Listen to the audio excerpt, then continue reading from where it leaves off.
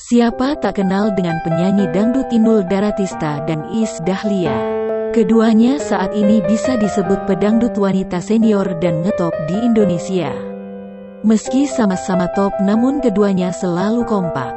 Namun di dalam kekompakan itu, istri Adam Suseno ini tiba-tiba mengaku cemburu dengan Iis Dahlia. Ternyata Inul cemburu terhadap Iis Dahlia yang ia rasa mudah sekali bergaul dengan siapa saja. Disebutkan oleh istri Adam Suseno tersebut, menurutnya Iis Dahlia selalu akrab dengan para artis junior dan mengayomi. Selain itu, menurut Inul, Iis Dahlia juga mudah bergaul yang dalam bahasa Jawa disebut blater.